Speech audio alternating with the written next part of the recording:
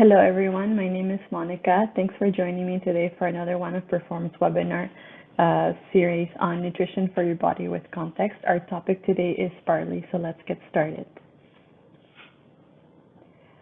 So here's the plan for this webinar. We're going to talk about the origin of barley, where barley is grown, how barley is used. Of course, we're going to mention its nutritional profile. We'll also talk about a recipe where you can use barley and also other recipes ideas. So where did barley originate? Barley was first domesticated from its wild relative Hordeum spontaneum 8,000 years ago in the Fertile Crescent, which is an area in the Middle East that would now include some parts of countries like Turkey, Iran, Iraq, and Lebanon. So this place is actually thought to be the birthplace of writing, the wheel, agriculture, and irrigation. And barley was one of the first crops to be domesticated here. So barley belongs to the Bocaceae family, which is a very important family of grasses that includes wheat, corn, rye, oats, rice, and millet. On top of that, barley is a very adaptable grain in the sense that it can grow 330 meters below sea level in places near the Dead Sea, but it can also grow at altitudes of up to 4,200 meters above sea level, like in the Andes. It can grow in subarctic regions as well as in subtropical ones. It's also more resistant to seasonal variations compared to other crops like wheat, so farmers will often rely on this grain. So that was a bit of background on barley. Now I have a question for you. So which of the following is false? A, barley is used to make beer. B, barley is used for animal feed. C, barley is gluten-free. Or D, Canada is one of the largest barley producers in the world. So the answer is C, barley is gluten-free, and we're going to talk about that in a bit. So what is barley used for? Of course, it's used for human consumption. It's also used to make malt, which is then used to make beer and also added to other food products. It's also an important grain for animal feed, and one of the reasons that it's used for animal feed is that some parts of the world may not have the best conditions to grow things like corn. So like we said, barley is very adaptable and can be used in this case. So like I mentioned, barley is used to make malt. It's actually the most popular cereal grain to make malt. The process of malting is quite interesting, and I've chosen to summarize it here for you. So it basically starts with soaking of barley grains for about 30 to 45 hours. And this is to help them increase in moisture, and this is going to allow it to start germinating. So the next step then, germination, is to allow the grains to grow and to also produce enzymes that are going to be needed to break down starch. And this typically lasts about 4 to 5 days. So after this, we have drying, which takes about 48 hours, and this is needed to stop germination. And depending on the airflow and the temperature used, different colors and flavors are going to result. So what we then end up with is a product called malt, which is a sweet and nutty tasting product that is used to make beer, but it's also added to other foods to add flavor, to add texture, and of course nutrition.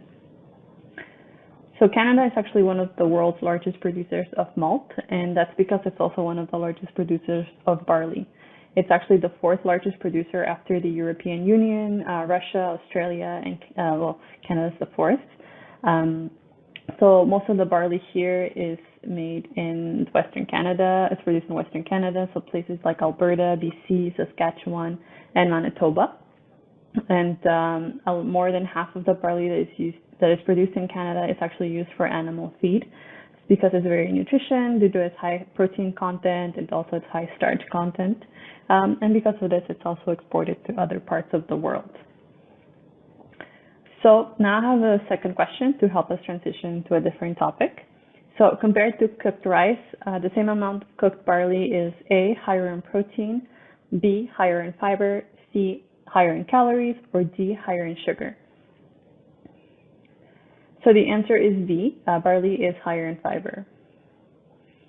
So being a cereal grain, we can expect the carbohydrate content of barley to be high, and it is. About 90% of the grain is carbohydrate. The other 7% by weight is protein, and the other 3% is fat. So while being high in carbohydrate, barley has no sugar. It's very high in fiber.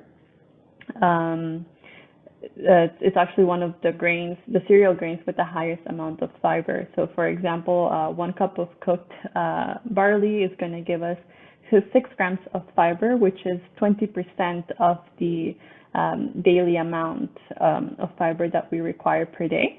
However, the same quantity of cooked white rice will only provide us with 0.6 grams of fiber, so about a tenth of what barley gives us.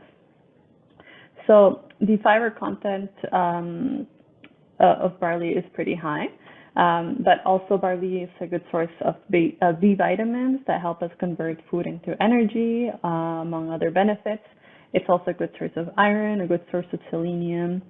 But it's also important to mention that barley does contain gluten. That's a protein in cereal grains like wheat, barley, and rye. Unfortunately, those with celiac disease and those with non-gluten intolerance need to avoid barley because of its gluten content and other barley byproducts as well, like malt. So going back to the fiber content of barley, barley contains an interesting type of fiber called beta-glucan. And this is a type of soluble fiber that is found in good amounts in oats and in barley. Because it's a soluble fiber, that means that it's going to absorb water and form a nice gel in the gut that's going to help with digestion and also proper transit through our gastrointestinal tract. On top of this, beta-glucan is also special in that it can help reduce cholesterol. And one of the ways it does this is by decreasing the absorption of cholesterol from food. So this is why we often see claims on products like products made with oats that will add something like oat fiber helps lower cholesterol. But we can also say the same thing for barley. Barley fiber helps lower cholesterol as well because it also has beta-glucan. Actually, a half a cup of cooked barley supplies 60% of the daily amount of fiber that's shown to help lower cholesterol. Finally, this fiber is also fermentable in the colon, and what this means is that the good bacteria that we all have in our colon will be able to use it for food, and we will in turn benefit from this as well. So the fiber content of barley also means that eating barley helps us with better blood sugar and insulin responses, because it's going to allow food to be digested in a slower way. So the sugars that we find in other foods that we eat with it won't be absorbed as fast. And this is what we refer to as the glycemic index. So barley is actually one of the grains and starches with the lowest glycemic indexes, meaning that blood sugars won't rise as much when it's after it's consumed compared to other things like white bread. So this makes it a good option because it's also the fiber also gives us a feeling of satiety for a longer period of time. It makes it a good option for diabetes control, hypertension control, and also weight control. So my next question then is true or false? Is barley a whole grain? And it's kind of a trick question because the answer is it depends. So whole grain barley, also known as whole barley, as it has only had the outer husk removed. This is not something that we often find in stores. On the other hand, we'll often find things like pearl barley and pod barley, which is barley that has gone through a process called pearling, and that polishes the grain to remove the husk and also sometimes the bran layer. So they both go through the same polishing process. Pearl barley and pot barley do. However, pearl barley goes through a few more rounds of it. So regardless of both being technically a refined grain, both pot and pearl barley are still encouraged because of their content of soluble fiber. So my last question for you is true or false? pearl barley takes longer to cook than pot barley? And the answer is false. So like I mentioned, pearl barley goes through a longer polishing process. So this means that pearl barley will be a bit more refined. So it's going to take shorter amount of time to cook. So pearl barley takes about 30 minutes, while pot barley takes about 50 minutes. And this is just something to keep in mind when you are using barley in a recipe. So now that we know a bit more about barley, we can see how it can be used in a recipe. So I've chosen a recipe called barley pilaf with feta and mint. For this recipe, here are the ingredients that we'll go over more in the video. Hello everyone, today we're going to be making a barley pilaf with feta and mint.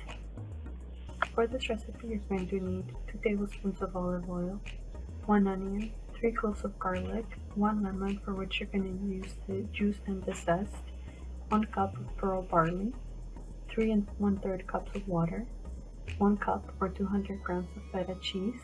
And for the feta cheese, I'd like to remove the brine that it comes in and add some water in order to remove some of the excess sodium.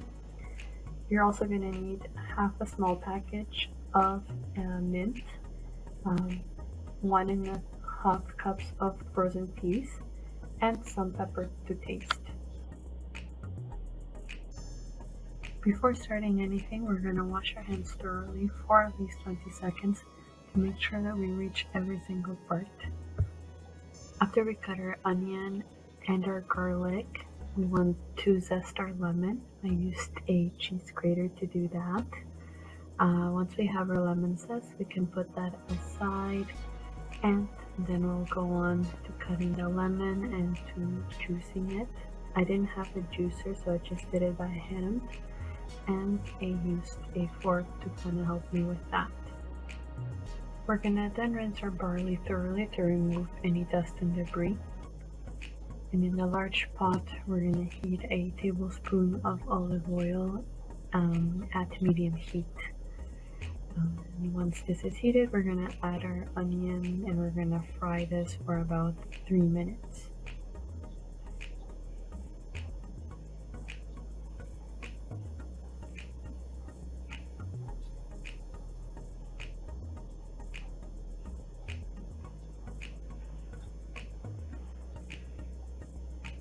So once it's slightly golden, we're gonna add our garlic and we're going to add our lemon zest.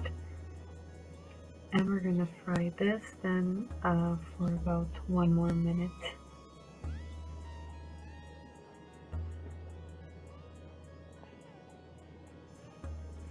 We're gonna then add our barley and our 3 1/3 cups of water. And we're gonna bring this to a boil.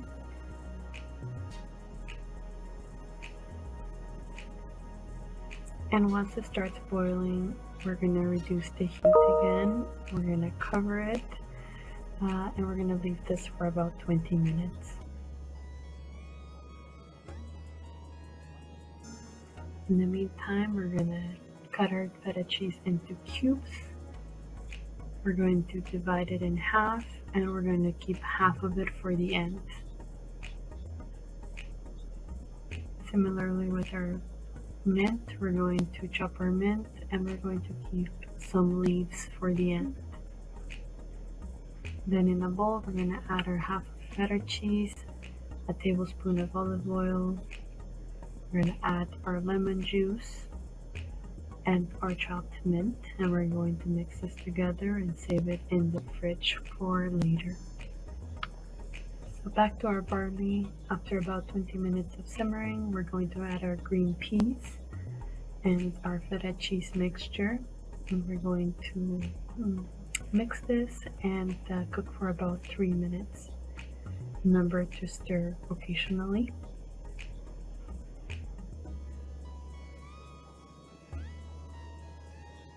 And that's it.